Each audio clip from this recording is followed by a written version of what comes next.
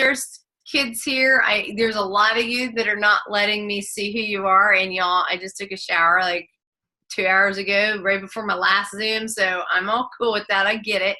But I see there's a couple kids, and I do a different talk if there's kids watching.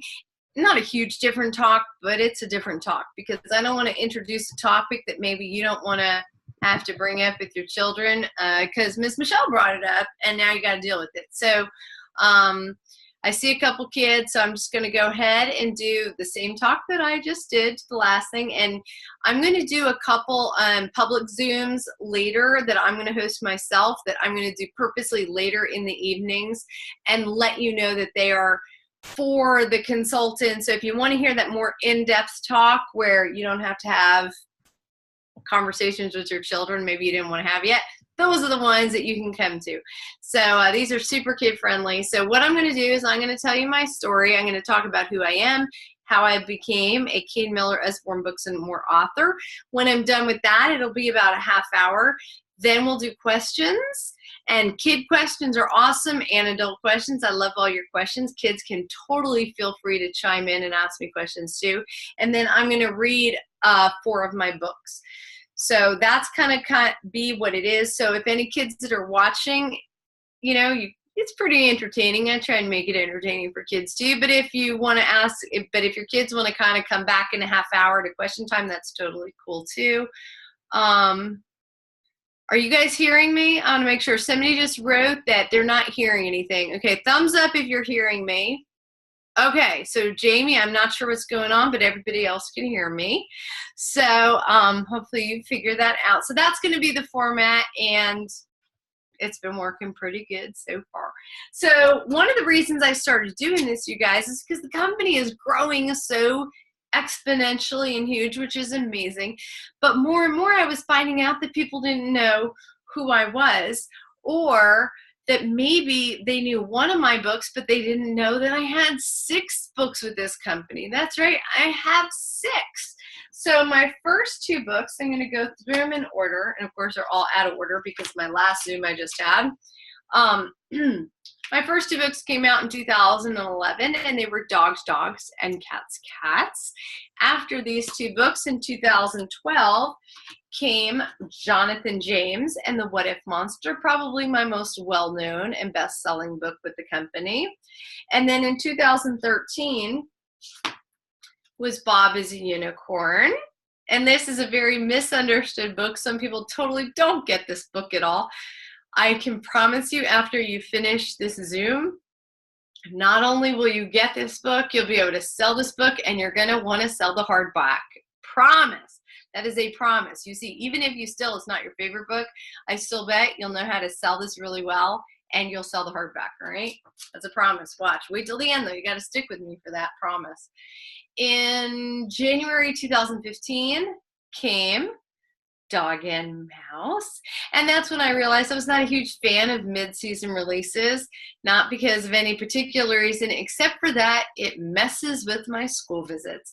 I'm in my flow, yo. It's September. I'm doing my school visits. I got my talk down. I am flowing. I am grooving. Suddenly a new book comes into it. It changes my groove. It changes my flow. I'm not a huge fan of mid-season releases for that reason, but if you're going to buy my book and publish it, well, I guess I'll just deal with it, and, you know, you publish it whenever you want to. That's just my own personal problem, Dog and Mouse.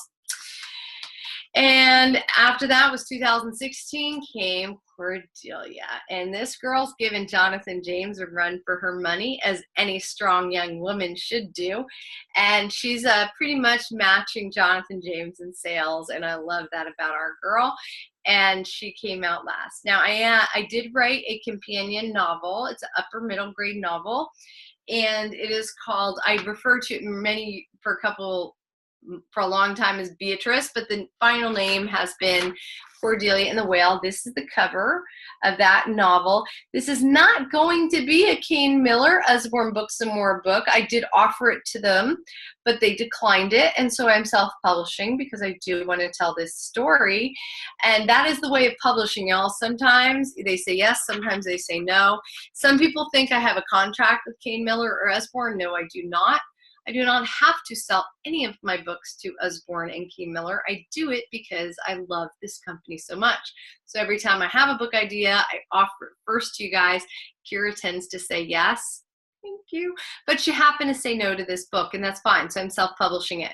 But then I had an idea for more books. I sent her 2 of them. She bought those 2. Those are coming out in March 2019. And there's so many fun things happening in March 2019. 2 of my books are some of them, and I'm not at liberty to say what those books are. I've not been given permission, which it's killed me because I love to share with you guys. I might give you a few hints as I'm talking in this Zoom, so pay attention. But I'm not allowed to officially tell you. But I will always continue to offer my books first to Kane Miller and Usborne Books more because I do love this company. But if I got a story to tell, I'm going to tell it regardless. So sometimes I might have to self-publish or go to another publisher. I haven't had to go to another publisher yet, so we'll see what happens. All right, so let me go ahead and get started and tell you how it is I came to be an author for your company. Okay, so I could go way far back, which I'm not going to do. That will get into topics that are not as children friendly. So what I'm going to get into is when my kids were about 4 and 6 years old, you guys, it was a sort of a paycheck to paycheck life. And what I mean, it wasn't really paycheck to paycheck. It was sporadic. So we were poor. That's about the best way to describe it. We did not have a whole lot of money. And so we were barely making ends meet. Electricity bills, gas bills got turned off regularly because we couldn't pay our bills. It was tough times. Kids were little. And during this time, I was outside with my kids, and they were little, and we were doing chalk drawing all over the sidewalks with the neighborhood kids before dinner. And I sketched this little outline of our dog, Lucy, who was a yellow Labrador. And I did this little sketch, and y'all just, how sometimes there's moments in life where you're like, it changes you? Well, I looked at this little chalk outline, and I was enamored with it, and I didn't know why. And I couldn't stop thinking about it, and I ended up painting it, and I turned it into a pet portrait of my dog. I hung it up in my living room, and I have no idea why I was obsessed with this silly little pet portrait, but I was.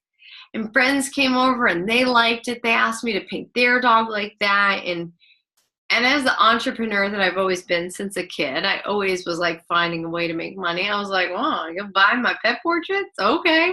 And I thought, well, you know what I'm going to do? I'm going to make a pet portrait business. I'm going to do some art festivals.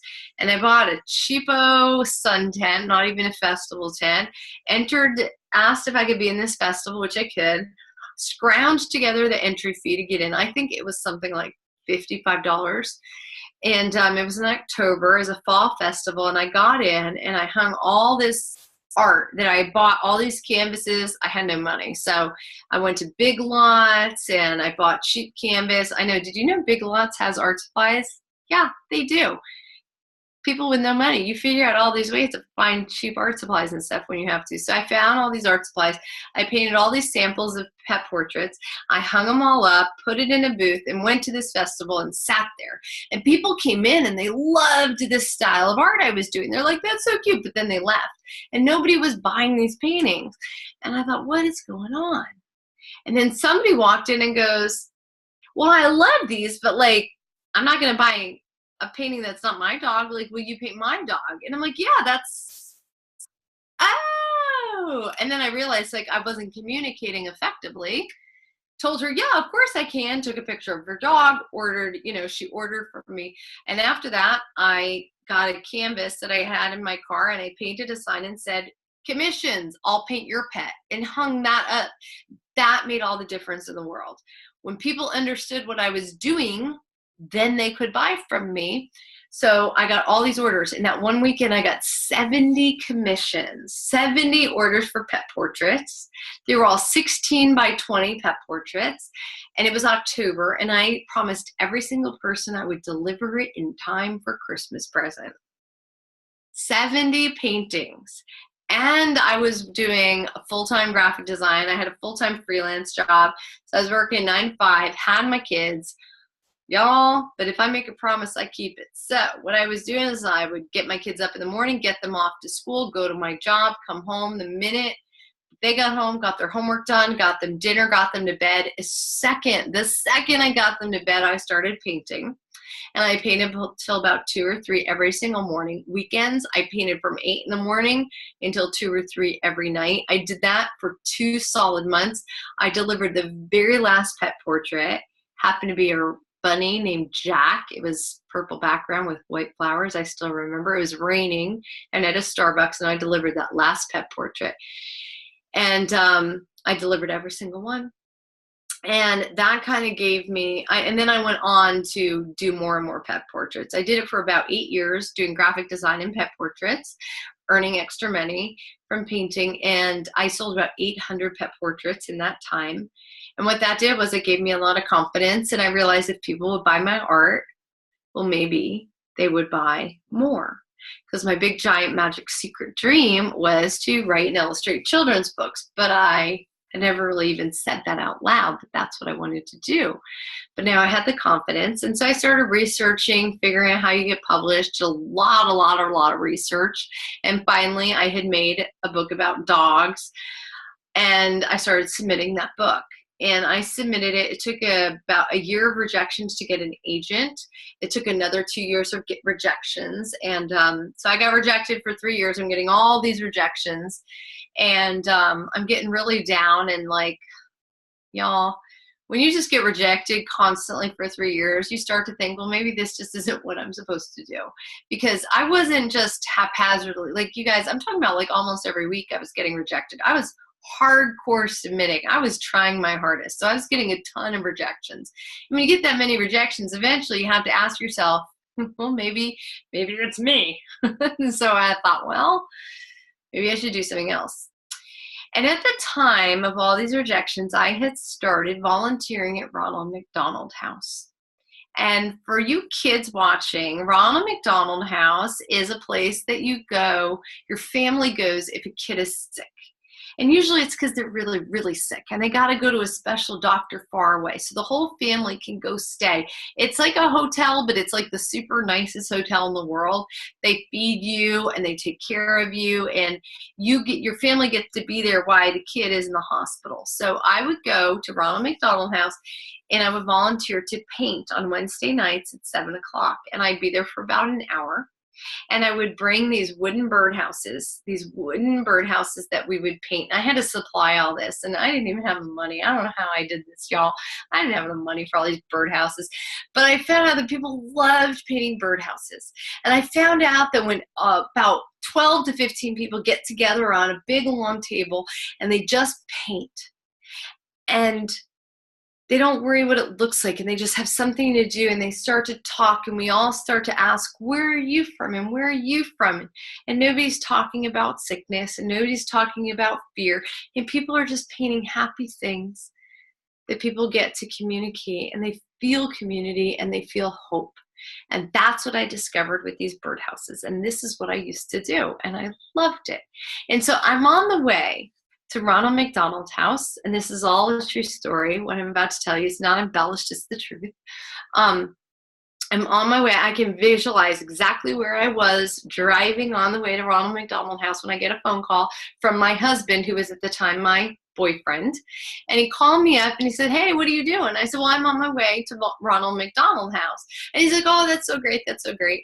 And he's like, I just got this really amazing phone call. And I'm like, oh, really? What was it? And he goes, well, this publisher called me up and they want me to publish a book. And I said, a publisher called you up? And he goes, yeah. They knew I had published this other book, and they thought maybe I would want to publish another book. So they called me up and asked if I would do it. So I have a deal for another book.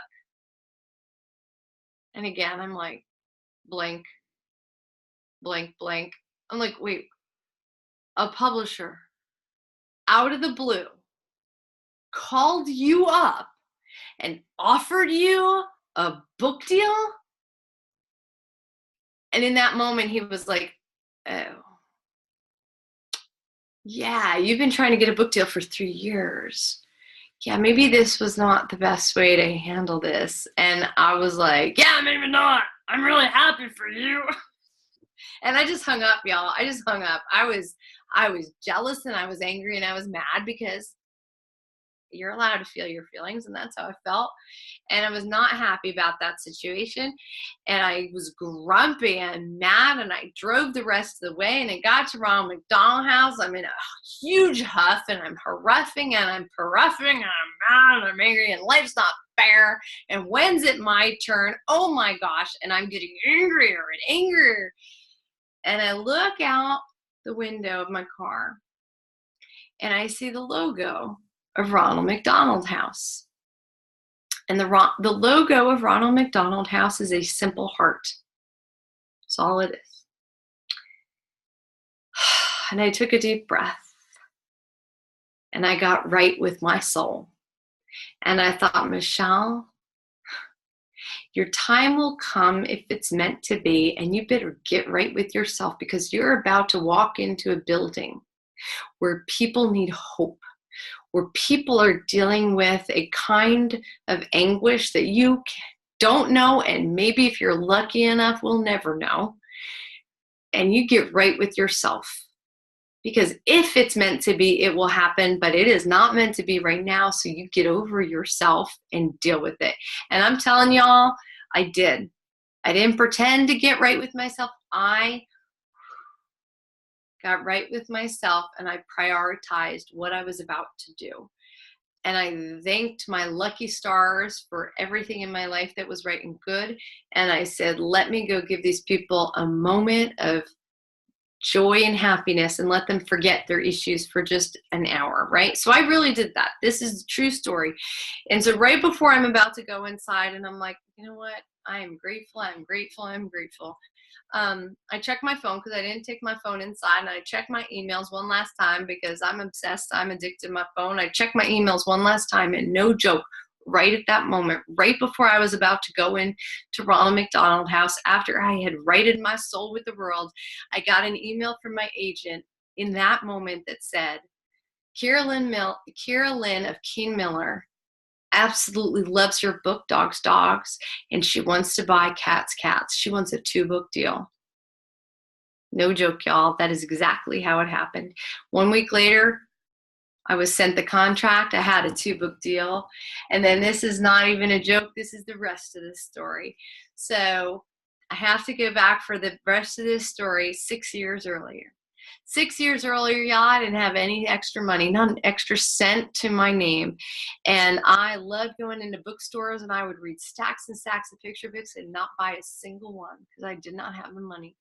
And I swore the books that made me cry, the ones that touched my soul so deeply, I swore I would write those books one day. I would create those kinds of books one day, but I couldn't buy them, so I didn't. But about 6 years ago, 6 years before I got published, before I got that yes from Kira Lynn, I had been in a gift shop, and I saw this little red book. Cutest thing I ever saw. A little red book, had a little picture of a sheep on it. The name of it was Selma. I picked up that book and I read it. And the book of Selma is about this little mama sheep. And she loves her life, y'all. She wakes up every day. She plays with her kids. She has lunch. She takes a nap. She plays with her kids a little more. She talks to her friends at night. And then she goes to bed. She just loves her life. And somebody says, well, Selma, if you could change anything about your life, would you change anything? And she goes, no, I don't think so. I really like my life. And they're like, yeah, but what if this good thing happened? What would you change then? And she's like, I don't think I'd change anything then either. And they say, well, Selma, what if you won the lottery? What would you change then? And Selma says, still don't think I'd change anything. All the money in the world could not make Selma change her life because she just loved the life she got to live every day. And I thought that is the definition of success. That is the goal I'm getting for.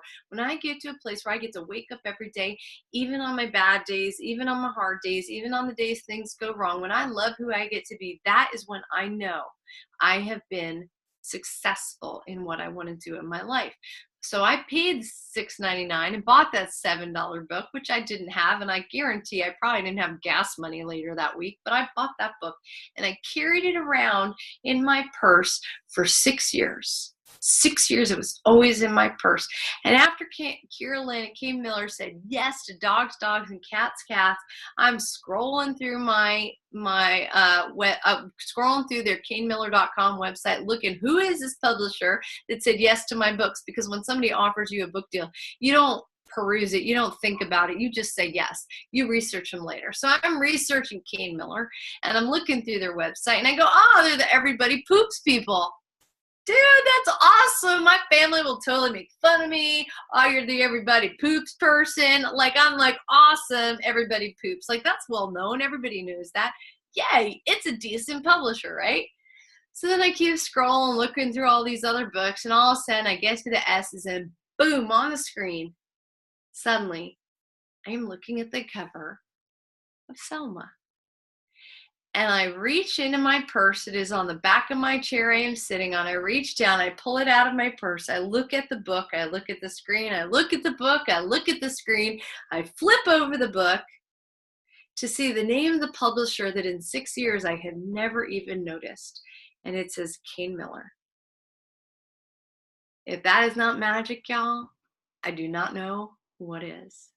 And then when I found out that that same year that I got bought, Kane Miller had just been acquired by Usborne Books and More, and that now I had a whole country full of women selling books that had relationships with libraries and schools, and all I wanted to do was get into schools and talk to children, I realized that thank goodness I had 3 years of no's. Thank goodness I got rejected so many times, because every single one of those rejections was necessary, because the yes that I got was the yes that was supposed to be mine. And if I had gotten any other yes, I would not have the career I have. I would not live the life that I'm living, and getting into the schools, being in front of kids, having relationships with youth consultants. Every no, every tear, every moment of anguish, wondering when it was going to be my turn, was so worth it. So if you are ever in that moment wondering, when is it my turn?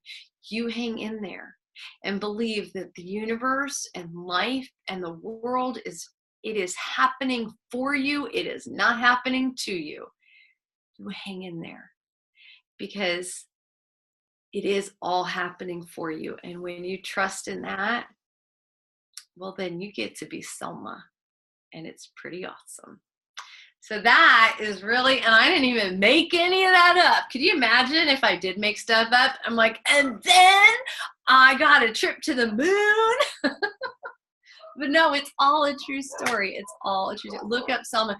Selma's not being printed anymore, but you can find it on Amazon. I know that's the word we don't speak out loud, but I think you can find it on there. Selma's amazing. It's a great book. I have it still. It's in storage somewhere, and I have 2 of them. One is eaten by a dog in the corner, and so I had to buy another one, so you can find them out there.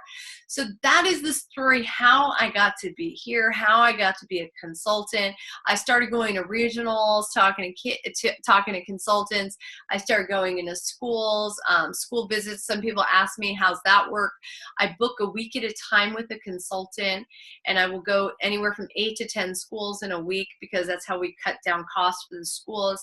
I am already fully booked for next year. I'm traveling less next year for many different reasons, a couple personal. But normally when I do open up applications to consultants, it will be in March. And I put out my guidelines. I let you see what I expect. It's a lot. It's hard, but it's awesome. But it's hard. So March next year is when applications will be out, and I'm just already booked. So that's a question I get a lot, and it's super fun, and I love it so much. I'm trying to get to all 50 states in a few more years. I'm at number 39, and I couldn't have done any of this without all of you guys. So I'm so super grateful for you guys. And so ask me questions, and as I read my books too, I'll fill you in on things as I read my books. But right now, go ahead and ask me any questions that you have.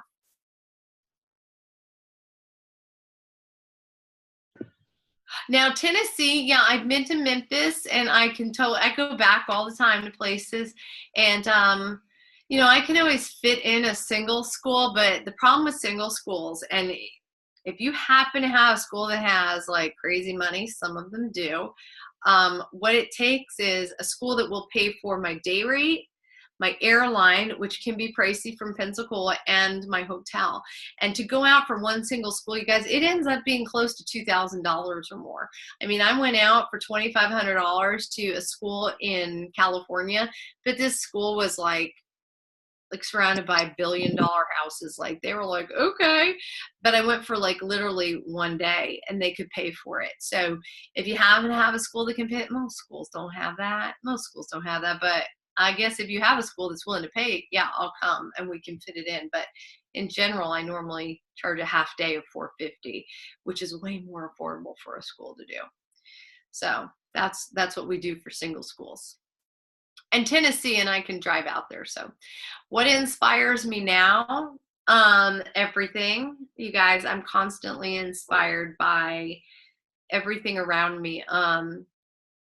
There's characters talking to me right now, and I tell them I don't have time. I'm working on 3 different books, but sometimes they just show up and they tell me they got to tell me their story. So it's everyday events. I'm constantly inspired by lots of different things.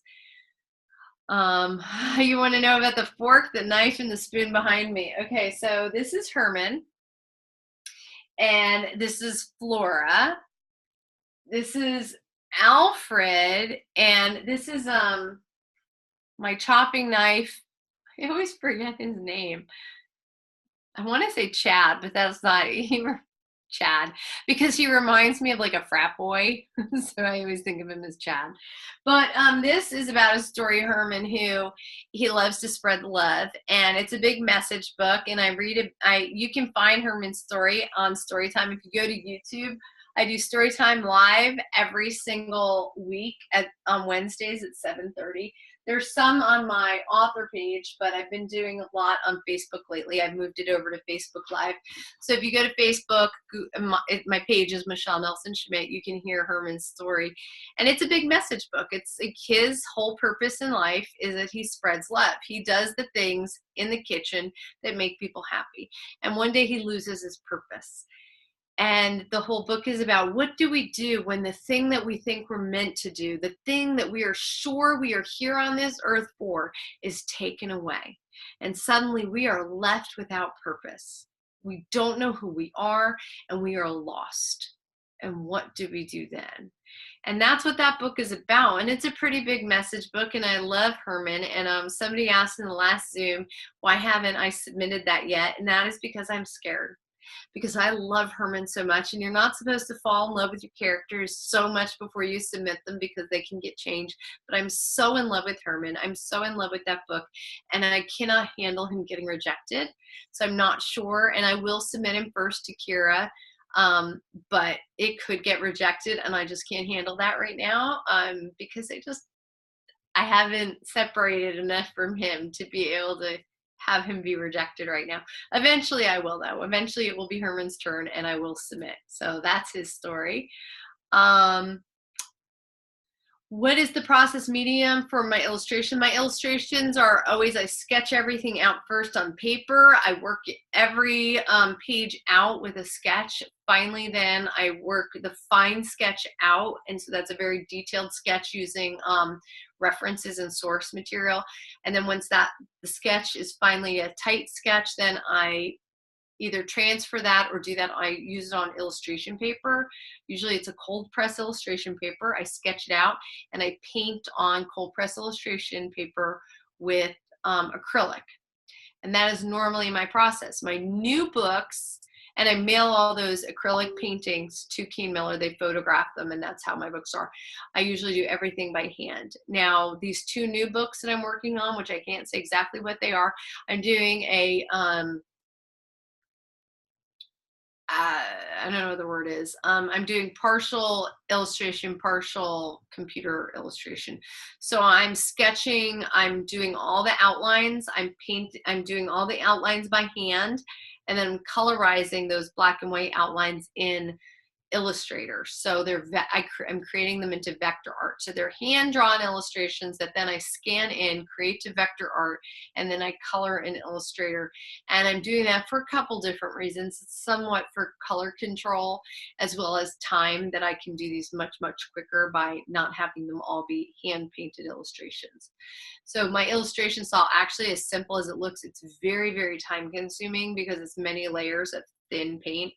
And I love that I have all my books are all paintings. But in these new books, because it's hopefully a bigger series, it's a 2-book of 6-book or more series, I'm doing it a little bit quicker. So that's normally how, so that's how I'm doing these new ones.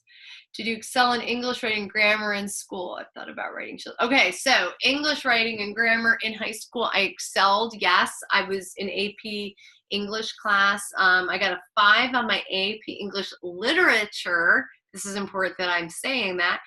I got a 5, so I placed out of English credits. And first I went to college. This is part of the story I don't tell you guys.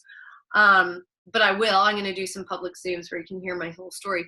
But I went to school for math and science. I was a physics major in college for 2.5 years because that's what I loved and that's what I was good at. I've been drawing since I was 4. Drawing was a given. I wanted to go to art school, but instead, because I was good at math and science, of course, I got encouraged to go to school for that. And when you go to school for physics, well, if you place out of English, you're not going to bother taking an English class. So I placed out of that. 2.5 years later, I had a 3.8 average and I dropped out because I didn't want to do it. It wasn't my passion.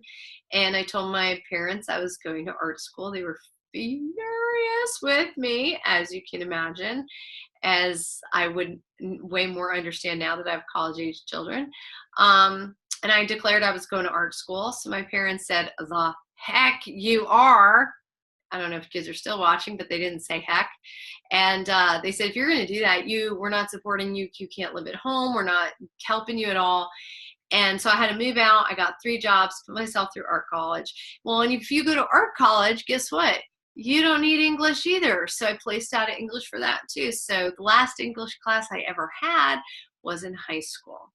So that will mess with your head when you're suddenly in a world of writers and you're not a master's. You don't have a master's of creative writing. You've never had an English class past high school. So that does get in my head. And it took a long time for me to even say out loud I was a writer.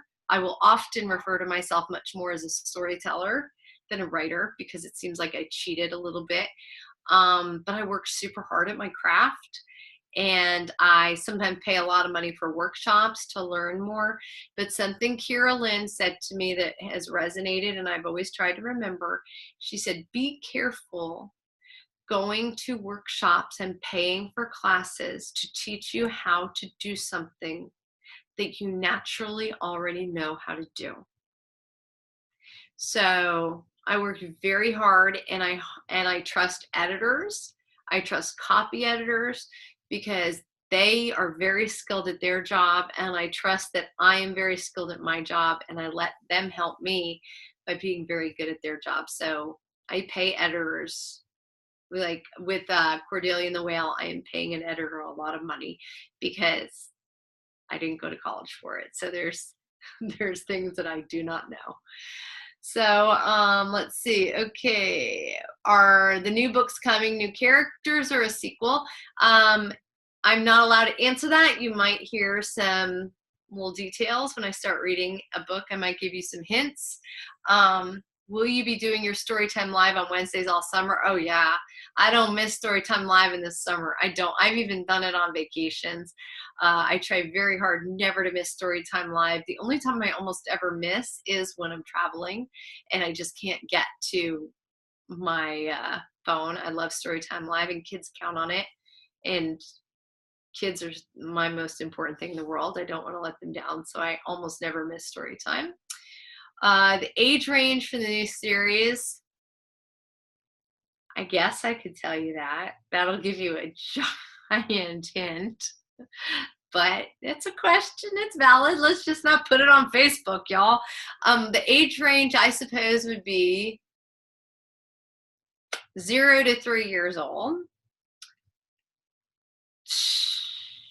Don't put that on Facebook now. And 2 books of 6. Yes, yes. So excited for March. You guys, oh, I could explode from things that are happening in March, and I haven't even given you the inkling of a hint of some huge things that are coming in March. And that's all I'm going to say. I will get in trouble if I say more. So, okay, the cartoon. For those of you, no, it's not the cartoon. I wish it was the cartoon.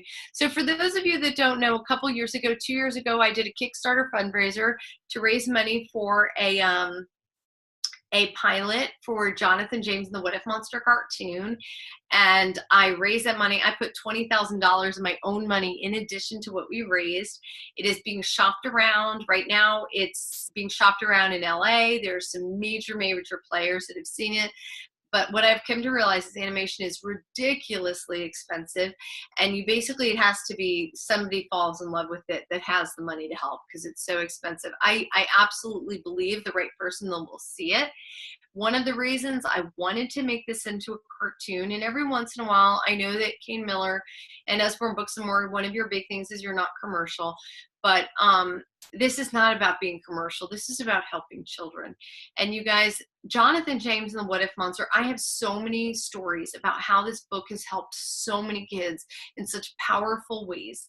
And I will write a book one day called The What If Monster Effect, how a little green monster changed my whole life and how it can change yours too, because I have so many stories, so many emails, so many messages about how that book has helped. So if that one book can help so many children, I think if there was a cartoon series that could help children that had access to it, whether it was on a TV or on YouTube or something where kids could just get to it and they could deal. I've written 26 episodes for it because it could deal with simple things like, what do you do when you're a new kid at school? What do you do when there is a new kid at school and you like them but your best friend doesn't? What do you do when your grandma passes? Or like it could get so there's all these what ifs that kids deal with all of the time that are so important, so hard, and so heavy. And this cartoon series could help so many kids. And that is why I want to do it. That is why I want to make it. And you guys, just total transparency, this book cannot be sold anywhere else but Usborne. This book cannot be in Target or Walmart, and it can't go anywhere. The only people that can buy the book is from you guys, and that's ironclad. And I would never do anything or create anything that would hurt the consultants, because I'm so aware of how you guys make your money and where my loyalty lies. But I do think that this cartoon series is super important. Kane Miller, Usborne Books, they know all about it, and you know, if there was interest, we'd all have to collaborate together. So that is the deal with the cartoon. But I can promise you, it will never turn into anything. Like, it would never in a million years be on like Nickelodeon or a place like that. That's just not where this cartoon would be. And not that anything's wrong with Nickelodeon, but this would be a very special cartoon that would need a special place and be somewhere special. So that's the cartoon. So if you go on my YouTube, you can see the pilot. Just look up Jonathan James, the What If Monster pilot, and you'll see the pilot cartoon, and it's pretty awesome. It will happen one day, y'all. It will. It hasn't been that long. 2 years is like nothing in the world of submitting things. So let's see. Oh, I love Cordelia. Yeah, I love that you bought that for high school. That book, Jonathan James and Cordelia, has been bought for high school graduations. And man, when I see that book, like, and people compare it to the places we'll go, talking about just like, oh my gosh, what an amazing thing. So, and Cordelia is everybody's story. It really is. And I'll read it in a little bit. So I'm going to go ahead and start reading the books, and then we can do questions. You'll hear some things as I read the books, but you're more than welcome to ask some more questions as we go. And I'm not going to read dogs, and cats. I hope you'll forgive me for that. And I'm sorry, dogs, and cats, but we just don't have enough time. But these are really great books. If you don't know these books, they have adjectives in them. A lot of speech therapists love these books. You can teach colors. There's big blocks of colors. So these books are really great for that young set. So Jonathan James and the What If Monster. And I got the idea for this book, you guys. Are those pet portraits of your pets by chance? Oh, my pet portraits, like they looked like I happen to have, like this is one of the pet portraits that, this is my dog Muffin. I painted him. I grew up with this dog we got him when I was 4. And then here's a pet portrait of the dogs I had before I had Otto and Piggy Pie. And that is Lucy, and that is Skylar, and that is Rufus. And this painting is all these dogs doing what they love to do best, and that was like eat everything. Oh my gosh. This book one day, these dogs I will make into a book one day, and it will be called My Awful, Terrible, Very Bad Dogs Who Are Lucky I Love Them So Much. So this is my dogs in a nutshell. They were huge dogs, like the Bumpus dogs from A Christmas Story. Like I own the real life Bumpus dogs. Like seriously, I got stories of these dogs. So that's the style I used to do. And yes, so these books were definitely inspired by pet portraits. All right, now this book was inspired because, you guys, I'm not a worrier. Like I jump off the cliff and I just figure it out on the way down. Not the best way necessarily to approach life, but it's just who I am. But I'm married to somebody who worries a whole lot. And one day I was painting a pet portrait. My husband came home from work and he was what ifing, y'all. He was, what if this bad thing happens? What if that bad thing happens? I mean, and seriously, he was honestly beside himself. And I said, honey, it's like there's a little monster sitting on your shoulder that whispers how everything can go wrong. And he said, Michelle, welcome to my world. It's exactly what it's like in my head every day. And he went to bed that night, and I had to stay up late and paint, and I kept thinking about what he said. And this little monster popped into my head. And I'd been at the art store that day, and I bought this little tiny canvas that day. I didn't know why, but I bought it. And after I finished the pet portrait, I painted the little what if monster almost as he is to this day. And the next morning, he woke up and I said, honey, look, I invented the what if monster. And when he gets too loud in your head, you just tell him to be quiet. You say, worry for me, what if monster. I don't got time today. Flip his little painting around and get rid of him if you need to. And he kind of patted me on the head, took the painting, and went to work. He's super serious, smart guy. A couple days later, though, he said, you know, that little what if monster helps because he reminds me, is this an actual concern? Is this something I got to deal with, or am I just spinning? Is this just anxiety? And when my super duper smart husband, smartest person I've ever known in my life, told me that little monster helped him, I knew I needed to make a book, because if it helped him, it would help children. And I thought about that book, y'all, for about a year. And I was driving home one day, and as I was driving, the whole first page of rhymes popped into my head. I pulled over, I wrote it down, and then when I got home, I wrote the rest of the book in about 20 minutes. And it's barely been edited from that 20 minutes, but I thought about it for a year. So that is how I got the idea for Jonathan James and the What If Monster. And how I got the name Jonathan James is I said, honey, if we were going to have a baby, which we are not, he's my second husband, so we ain't having any more babies. I said, what would we name him? And he says, well, I love the name Jonathan. I go, oh, I do too. And my husband's middle name is James. So we named him Jonathan James. So Jonathan James is the only little boy in the history of the world that has only made money. He has never cost any money. So that is how we got Jonathan James and the What If Monster. And I will read you the book. And this is the page that came to my head while I was driving that day, exactly like this. Some what if monsters like to hang out and fill up our heads with worry and doubt. They're sneaky and quiet and quick as a blink. The words that they whisper can change how we think. Jonathan James heard those words full of dread, and all those what ifs got stuck in his head. What if you tumble? What if there's wind? What if you slip and your knee gets all skinned? Now, you see Jonathan James's hair? See all those curls? They make a letter. They make S's, don't they? That's because my daughter's name is Sophia. What if they giggle? What if it's chilly? What if you jump and look really silly? Now, when I was young, starting at like 4 years old, I tried to draw realism. And I started doing that, and by 16, I can paint realistically, painting and drawing, and I was obsessed with it. Norman Rockwell was a huge inspiration, a big obsession of mine. And this painting, which it's funny because I'm not any longer realistic, this is a cartoony style, but this page is an ode to a Norman Rockwell painting, and the painting is called Boy on High Dive. And if you were to look up that painting, you will see that that little boy's a redhead, and he's wearing some swim trunks that have the same color in them. So that's a Norman Rockwell ode. What if it's ugly? What if it stinks? What if that's what everyone thinks? This is also a Norman Rockwell painting. Except he would have been looking in a mirror, but instead he's looking at the what if monster, painting the what if monster. And this is my big what if, y'all. What if people don't like my new book? What if they don't like my art? So we adults, we got our what ifs too. What if it's yucky? What if it's icky? What if mom yells because you're too picky?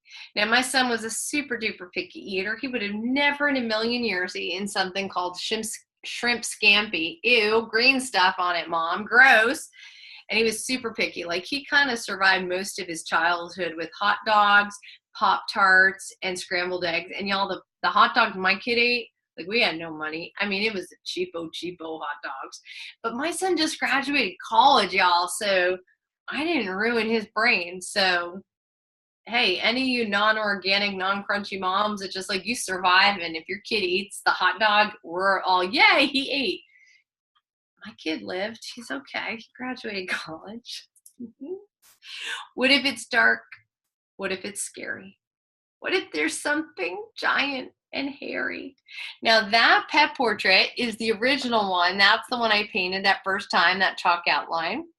And then that little bear there, his name is Normie. Now, Normie, I got him when I was 9 years old for Christmas. And Normie, oh my gosh, that bear, he knows all my secrets. I cried with him. He went to college with me. He knows everything. And so when my son was born, I gave Normie to my son. My son loved Normie. Normie went to college with my son. Normie has now graduated 2 colleges. Can you believe that? That's the smartest bear ever. And then you'll see that there's a sailboat and a seashell. That is because, y'all, I always wanted to live at the beach. And when I painted this, I dreamed of living at the beach. I dreamed of living near the ocean since I was a little girl. And I always thought, well, you got to manifest things. You got to tell the universe. You got to tell God. You got to tell the world what you want. And sometimes you got to paint that stuff and really be serious about it. So that's why that is in there. And last summer, I moved to the beach. I live right near the ocean now. What if you lose? What if you're last? What if you're slow and never get fast? Now, all these race numbers are all my family's birthdays. Boop-a-doop-doo. They're all important numbers. And then you might also notice there's a little blue what if monster hiding. And there's a little pink what if monster hiding back there. Well, in my head, there's many other monsters. There's like 10 monsters. They're all different colors. They have all different personalities. And maybe I wanted to manifest those monsters for the future. So maybe I did that. There are 2 new books coming out in March. Just saying. What if she laughs? What if she runs? What if she thinks you're not any fun? That's my little dog, Nelson-Schmidt, my barky little dog running in the background. Now, wait just a minute. I have something to say after hearing what ifs all through the day. I hear all your worries and I hear all your claims, but what if you're wrong? Asked Jonathan James. Now, there's bluebirds, because there's often bluebirds. We'll notice them in the rest of my books. Those are bluebirds of happiness. I love bluebirds. What if I climbed to the top of that tree and I never slipped? Did I read that page? Did I read that last page? I don't think I did. Now, wait just a minute. Yeah, I did. Did I? I don't remember. I'm going to read it again. Now, wait just a minute. I have something to say after hearing what ifs all through the day. I hear all your worries and I hear all your claims, but What if you're wrong? Asked Jonathan James.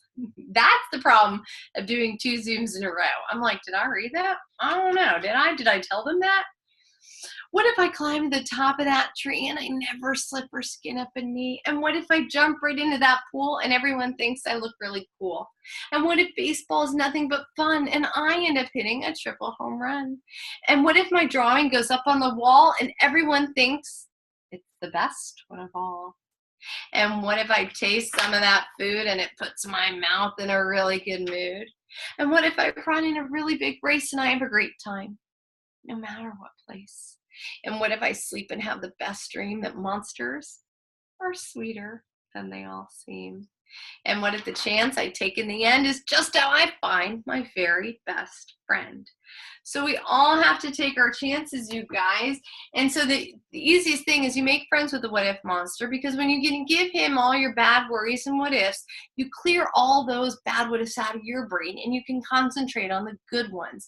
And I promise you this, when you put that good what if energy out, more often than not, the good what if happens. It totally does. Now, I'm not going to lie to you. Sometimes the bad things happen. And that's where you got to remember, life is happening for you, not to you. So sometimes when people say no to you 3 years in a row, it's for a reason. And you got to trust in that. But sometimes the really bad, horrible, bad, yucky, awful, makes you cry all day long, bad what if happens. And when that happens, the only good thing that comes out of that people try to remember, because it's hard to forget. It's hard to remember. This is so easy to forget. When the really bad what if happens, the ones that, no, I didn't learn anything from that. It's just a horrible, bad thing that happened. People show up. People show up to help you. That's the good part of the horrible, bad, ugly what if. People are there for us. We do honestly live in a beautiful world filled with beautiful people. And most of the time, unfortunately, we really only get to see that when something horrible happens, because people show up for each other. And I hope nobody watching right now happens to be going through one of those horrible, terrible what ifs. But if you are, we are here for you. I am here for you. People are here for you. You are not alone. And if you're going through the what ifs that are just like I don't like people telling me no to my book idea, or I haven't had a Facebook party gone well in a while. You know what? It's happening for you. Learn from it, use it. I promise you it's happening for you, not to you. So that's the good thing. And concentrate on the good what ifs, because then those good what ifs happen a lot more often when you concentrate on those good what ifs. All right, Bob is a Unicorn. Now this book, pay attention. Don't anybody go anywhere, because this is my most misunderstood book. There's people that don't get this book. There's people that think, what is that crazy lady? I don't get that crazy book. Well, first of all, it's an autobiography. And you'll understand, there's a lot of people that told me no. My parents didn't want me to go to art school. People told me, Michelle, you're not going to make any money being a children's book author. Oh my gosh, I guess you're going to like to be poor, an artist? What? You guys, nobody encouraged me along this journey, because it's a hard journey. It's a hard road I chose, and I get it. But sometimes we just know who we are on the inside, and you got to stay the course. That is what Bob is a Unicorn is all about. And there's a big giant secret in this book that you probably don't know about. So don't tune out right now. It's super important. Dedicated to all the hopers, the dreamers, and the ones of us that don't quite fit so neatly into a category or definition. Bob is not a unicorn. Everyone can see that. Everyone but Bob. Whoa, Baba, what are you supposed to be? Well, I'm a unicorn, Marvin. Can't you tell? No. Well, I am. Hey, Bob. Hey, Stella. What are you supposed to be? You can't tell? No. Hey, Bob. Hey, Ted. What's that thing? It's my horn. I'm being a unicorn today. See? No, not really. Margot, you can tell what I am, right? Besides silly. Okay, we all know Margot's, right? Like the people, no filter, in their brain, out their mouth, in their brain, out their mouth. They're not bad people. They just don't have a filter. But Margot has that heart right there because she's a sweet bunny, y'all. She just doesn't always think about what she says before she says it. And Lord knows, we all know a Margot. George, I don't suppose you... Bob, don't you have more important things to be doing? I'm being a unicorn today. It looks like you're wasting time to me.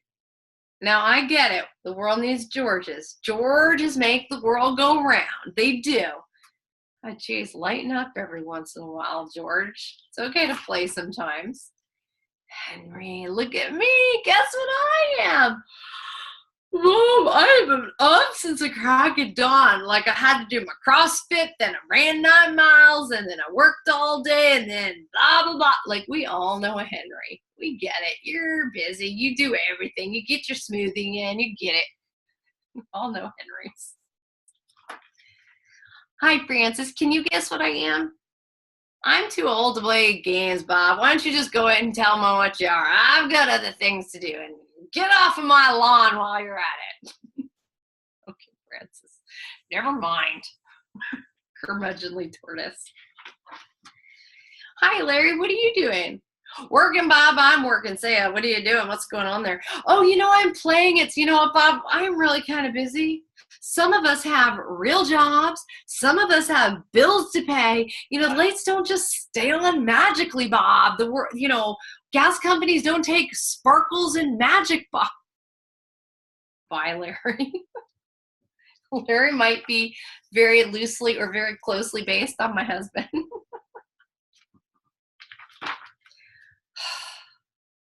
Oh, well. You can break Bob's spirit, Eventually, Bob can break. Except, look at you. You are the best unicorn I've ever seen.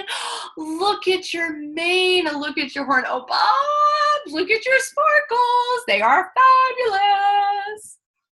I've been waiting for you all day. Thank goodness you finally got here. Yes, please. Let's play. And then, you see, Bob's a baby elephant and the fairy was a little girl. They just have the same imagination. They think the same way. They get each other. And y'all, this is what life is about. Bob was just living. He was being who he needed to be. He was living his joy. And that day he wanted to pretend to be a unicorn. And you know what? Just because other people didn't get him or didn't understand him, it's a good thing he didn't quit, because then that little girl showed up. And that really happens in real life. The people that get us, that understand us, that accept us exactly how we are, we do find each other in this world. And then we go off and we're supported. And you know what? All those other people, I get it. It's important. But sometimes we gotta just live our joy. We gotta do the things that light us up inside. And all those other animals, they went and saw this little girl and this elephant playing and having so much fun. And then they got together and they're like, okay, we should go ask them. Can we play with them? So they went up to the little girl and they're like, okay, that looks fun.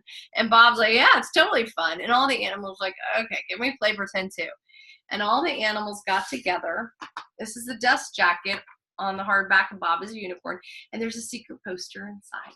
And they all got together and they all played pretend. Now, so many people do not know there's a secret poster on the inside of the dust jacket of the hardback of Bob is a Unicorn. And talk about the easiest upsell in the history of the world. Because why would you sell a $7 paperback when you can sell a $15 hardback because there's a poster? Right? It's a bit too much of a secret because there's people that have been with this company since this book came out and they do not know why it's not in the catalog. I don't know. But anyway, seriously, sell the hardback. Why would you not make double your commission? I know, right? And on that note, if ever anybody makes you feel bad because you get to make money doing what you love, living your joy, selling children's books, helping children, and you're supposed to feel bad about that, Do not ever feel bad about making money. Do not ever feel bad that the thing you're passionate about makes you a good income, or that maybe your goal is to make 6 figures. There is nothing wrong with wanting to make a lot of money with the thing you're passionate about. And if anybody ever makes you feel bad about that, any of those Larry or Georges or whatever, you just quiet them down. There is nothing wrong with making a really great living at doing what you love. And I'm telling you, there has not been a man in the history of this world that has ever been made to feel guilty because he makes money doing what he loves. So don't you ever buy into that. There's children watching. Don't you ever buy into that load, because it is a load. So you're a business person and you're allowed to make money, and you're allowed to make money. You just get to be lucky that you also love what you do. So that's my little PSA. Sorry, I have a little axe to grind on that when I get asked that question. Oh, so what if you make a lot of money? You're supposed to. That's what we're all trying to do. We're all trying to pay our bills, make our lives easier. There's nothing wrong with making good money doing what you love. Sorry, got some George in my head right there. Dog and Mouse. Now this book, y'all, so many people, this is my little sleeper hit. This book sells really well, but a lot of people don't know about Dog and Mouse. And once they do, this is some people's most favorite book. And Mouse, y'all, she's one of my most favorite characters. She's just the sweetest. I love little Mouse. Dog and Mouse. Out in the woods all the day long. A little dog searched, beginning at dawn. A tiny mouse watched, curious as can be. There's that bluebird. And finally asked what the dog hoped to see. I'm looking for someone, a very best friend, who is loyal and true from beginning to end. Such a big job. And so important too. Mouse excitedly offered, I'll help you. Mouse loved to help. Oh, what a kind soul, and so very sweet. Dog thanked Mouse for help. Was a treat. Mouse loved to help. She was just thrilled. Helping was her favorite and very best skill. Let me help, I love to help. I love a little mouse voice in my head. From that moment on, they both met to look to find Dog's best friend, whatever it took. For tall friends and short friends in the air on the ground. They looked everywhere for this friend to be found. They considered the fact that this friend might stand out. Wearing a cape or a crown would leave little doubt. Or this friend might be quiet, possibly shy, one hard to notice when they walked by. They looked every day, they looked everywhere for all types of friends. This dog and mouse pair. They looked in the morning from the day's early light until the moon and the stars twinkled at night. And no matter what, Mouse came to the woods for no other reason except that she could. I love that little mouse in her little scarf, and look, just snowflake catching. Oh, that little rain hat kills me. And oh, it goes a whole year, summer to summer. Every day for a year, they were always a pair, except for the day when Mouse wasn't there. Where is that mouse? Dog wondered aloud. She was good at looking. Mouse made Dog proud.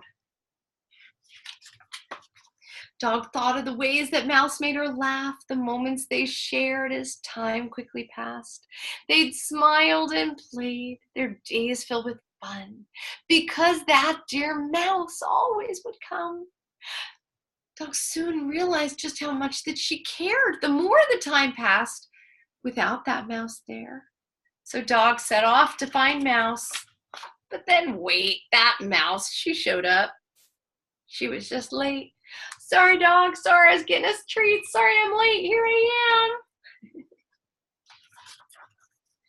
Looking at Mouse, it was then that Dog knew. Mouse was the one, it had always been true. And that little mouse, upon learning this fact, was truly surprised and taken aback because Mouse had just done what she knew that she should, helping out someone just because that she could. Oh, Mouse, you get me. Sometimes that thing that you just cannot see is right there in front of you, clear as can be. And you guys, we all need to be like Dog. We're entrepreneurs. We're business owners. We got to be like Dog. You got to show up every day. You got to show up on the days you don't feel like it. You got to do the thing every day, you guys. That's how you find success. But while you're busy on those goals, while you're busy showing up, don't forget to stop and look around and be grateful for everything in your life you already have, the beautiful gifts you already have, the beautiful families and children, and especially don't forget to notice your mouse people, you guys, because they are so super important. All right, let's read our girl, Cordelia. What? I love Cordelia. I love me some Cordelia.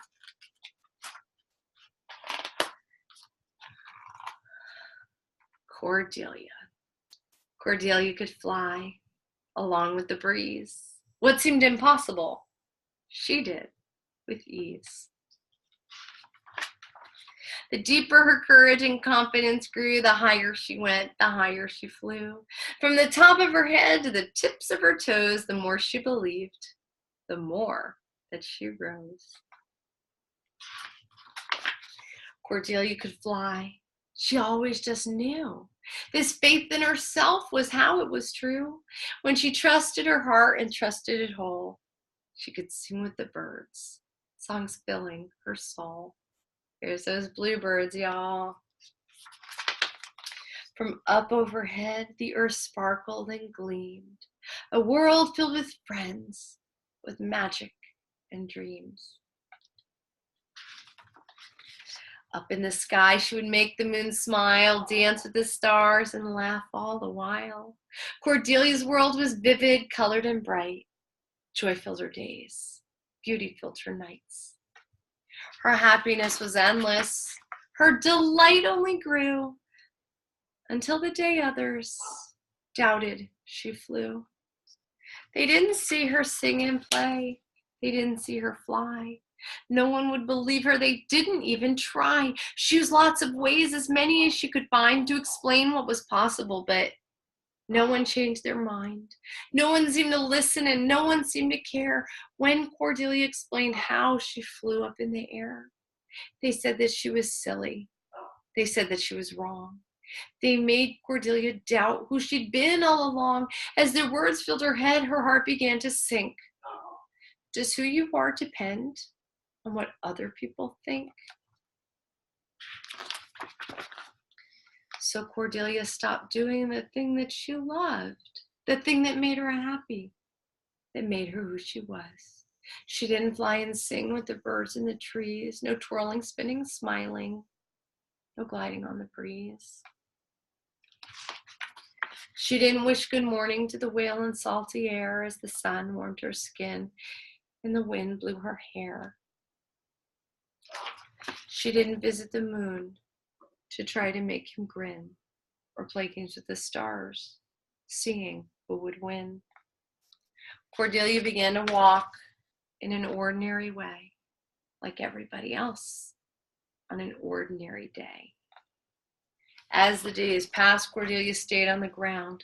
Life became gray. There was no color. There was no sound. She missed the stars and moon. She missed the bird's sweet song. She missed the mighty whale. Everything was wrong. As she thought about her friends, her sadness became anger. She was mad at herself for letting other people change her. Who was anyone to say if she could or couldn't fly? What was or wasn't possible if they didn't even try? With confidence and strength, Cordelia began anew. She was the girl who could fly. She knew this was true. As Cordelia ran along, a feeling began to start. It was a soothing in her soul. a healing in her heart. That's the moment right there, y'all. We find our wings again. And we find them again. She remembered who she was and that she loved to fly. As the doubts of others fell away, she rose into the sky. Cordelia began to fly again, to sing and play and soar, because what others thought didn't matter anymore. She knew just who she was, knew who she could be, and this belief in herself set Cordelia free. And just because another can't see this world like you doesn't make things impossible or mean they aren't true.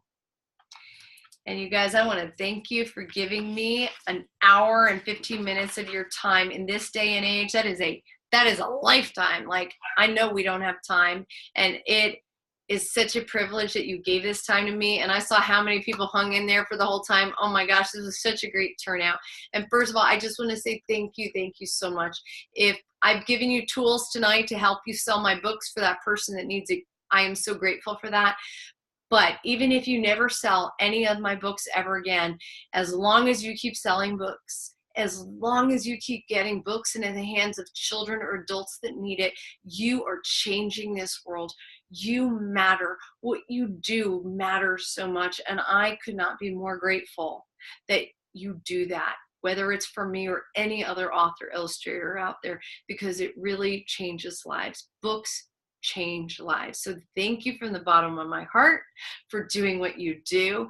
Thank you from the bottom of my heart for when you do happen to sell one of my books of plushes. I mean, and Sarah Carter, I just got to call you out because your daughter was having Cordelia fly while I was reading, and that just made my whole night. So I love seeing that. And you guys, thank you. This was a long time that you gave to me, and I am so honored that you gave me your very busy time in your very busy life. I appreciate it. So thank you guys so much. Thank you, Michelle. You are a delight and a breath of fresh air, and it's been just delightful to hear your stories.